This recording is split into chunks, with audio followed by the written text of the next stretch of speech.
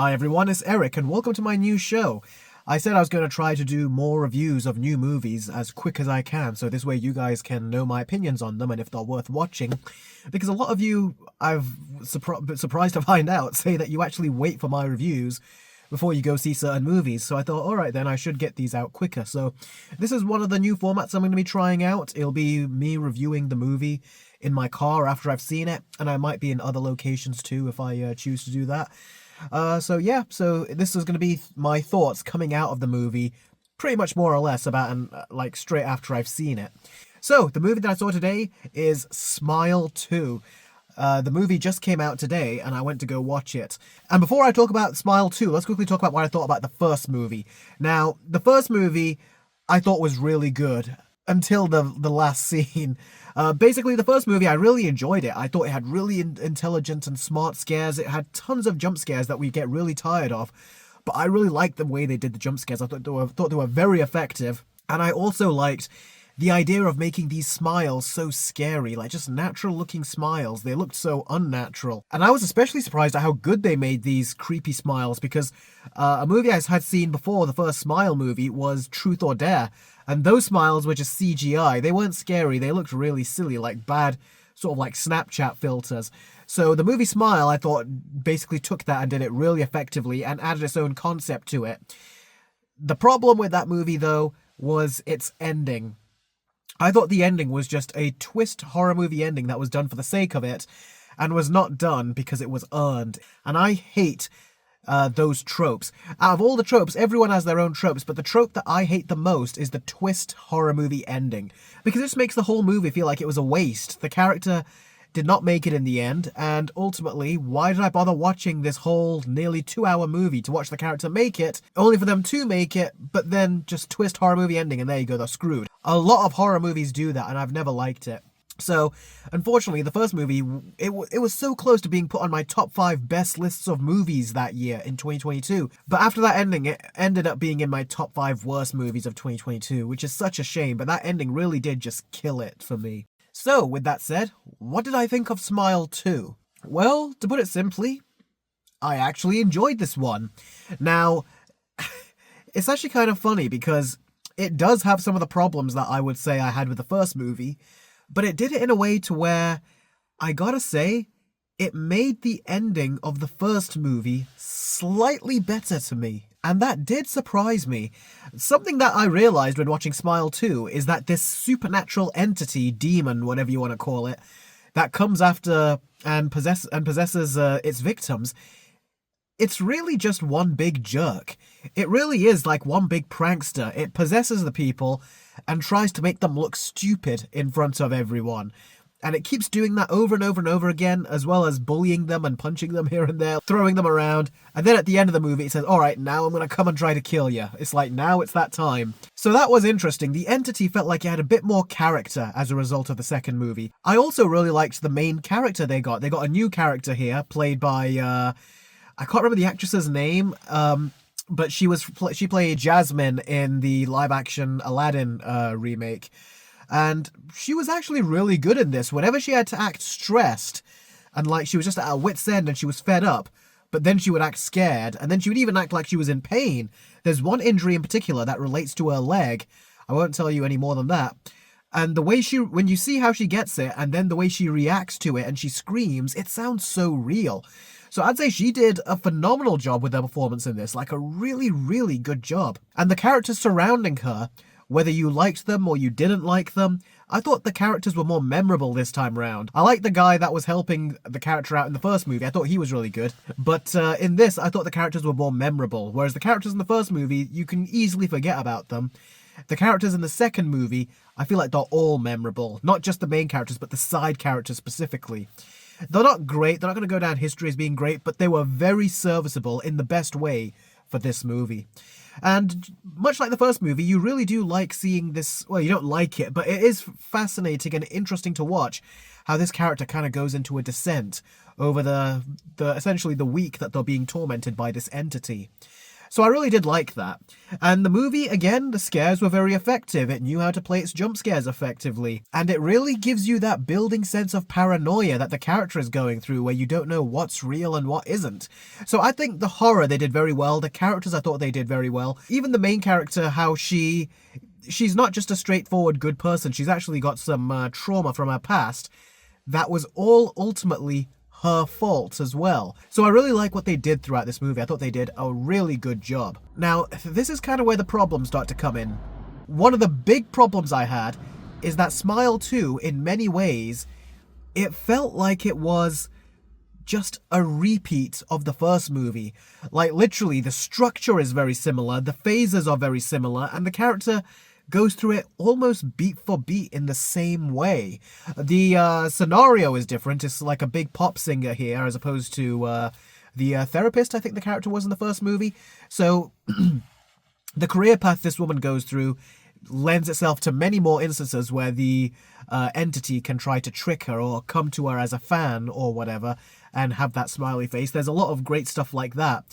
But aside from the setup, I think ultimately everything very much feels like it's just copy and pasted from the first movie. The problem with that is that it doesn't just lend itself to the structure of the story, but it's also a copy and paste that lends itself to the horror scenes. Like literally, there were a lot of scary scenes in the movie that are meant to take you by surprise that I predicted. I was like, hang on, the first movie had a scene like this.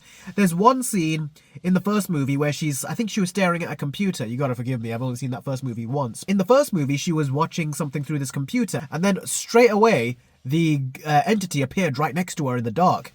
And that happens again in this movie too, when she's watching something, and I was like, the entity is gonna give a big jump scare, isn't it? And the whole audience jumped, but I saw it coming. Now, to the movie's credit, it did actually make me jump as well, despite the fact that I saw it coming. But I didn't jump as big as I probably would have if I didn't see it coming. So seriously, there are a lot of scares in the movie that are verbatim copied over from the first film. Another problem is the runtime. I think the movie is too long for what it is. It's about 2 hours and 10 minutes. The first movie was about 1 hour and 54 minutes. And you really do feel that. I think they do make it longer than they should. Also, I felt like there were some plot holes with regards to this entity and certain stuff that happens. And I gotta say, the first movie was fairly linear, and you can kind of track, okay, this is where the illusion came in, this is where it stopped, this is where the other illusion came in. You can track all of it. In the second movie, there's a lot of stuff that doesn't track.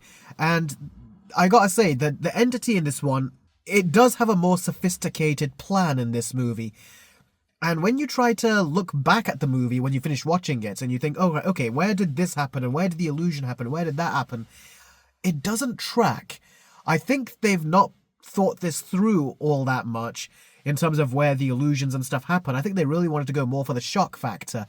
So I think they really did actually mess up on that element, unless someone can explain it. But I think that things did get a bit too muddled, and that did kind of like make the movie less smart. It could have had the potential of being smarter and lend it to multiple rewatches, but I don't think they put that much thought into it. So I think it's more of a fact of they just did stuff because it was cool rather than because they calculated, okay, that's what this means, this is what that means, if you get what I mean. So yeah, I will say though, I did like the ending of this movie. The ending in the first movie, you guys all know how I hated it. But the ending in this movie, I actually did really enjoy. I thought it was a really good ending. It leaves you feeling very kind of like in dark spirits. It's not really a nice ending, but it does something new, different than the first movie did, in the sense that the scope of the ending was bigger. And that made me really interested to see a third movie. But that's only if they commit to this thing that they've done at the end of the second film. It's very exciting. It's something that I really want to see how this world this movie has created. I want to see what happens to it after the ending of this movie. I do want to see that, but it's like, will they go through with it? Will they do it? Because if they do it, then yes, the ending of the second movie will be good. But if they don't do it and they decide to say, let's just do another repeat in the third film, it'll make this ending feel like, yeah, it promised something really cool, but then it just didn't go through with it. So yeah, this movie, I would say, was a big improvement over the first film, just because I think the ending really worked better for me, and that made me walk out of the movie enjoying it a lot more, as opposed to being mad at the first film. Also, it's worth pointing out, this is a much bloodier and gorier movie than the first film. The first film had a lot of violence in it too, but the second film has got so much more blood and gore in it, and it's even got some more detailed injuries too, so this one is a hard R, I would say, compared to the first movie, which was more of like just a regular R in my opinion at least. So yeah, I actually did enjoy this one. I don't know what my thoughts will be as I, spend more time just reflecting on it. It might get better, it might get worse, but right now I think a 7 out of 10. It's just a regular 7 out of 10, not a high 7 out of 10 or anything like that, just a good 7 out of 10. This was a fun movie. I actually did enjoy it, but I feel like the more you think about it, the more it will kind of fall apart. In which case, I might, at that point, give it a 6 out of 10. But yeah, I think this was actually a fun movie, a big improvement over the first film, purely down to the fact that I really did like the ending a lot more, and the characters, I thought, just kind of more memorable in this movie. Like, I was with it all the way through. And also, my favorite scene of the entire movie has been teased in the trailer. This sequence right here, to me, was the best sequence of not just this movie, but also the first movie.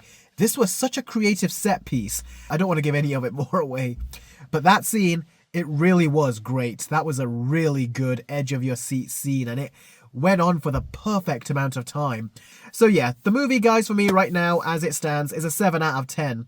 I actually might not mind rewatching this one. I didn't want to rewatch the first movie, because like I said, that ending just ruined it for me. But this might be a movie that I would want to rewatch again at some point. So if you're waiting for the go-ahead from me, this movie gets a thumbs up. It's a fun time at the theater to watch a movie if you want to watch a horror movie, and we are approaching, Halloween, so yeah, it's a good one, so I'd recommend it. And that's coming from someone who was not a fan of the first movie. For those of you who were a fan of the first movie, you probably would just love this. So yeah, those are my thoughts on this film. Comment below and let me know what you thought of this film if you've seen it. And if you've not seen it, maybe this review has changed your mind and you might consider it. So thanks guys for watching. Be sure to let me know what you think of this new format. And if you have any ideas, be sure to let me know and I'll take those into consideration for future episodes. But yeah, hope you enjoyed this review. Thanks a ton for watching as always. And I'll catch all of you very soon. Take care.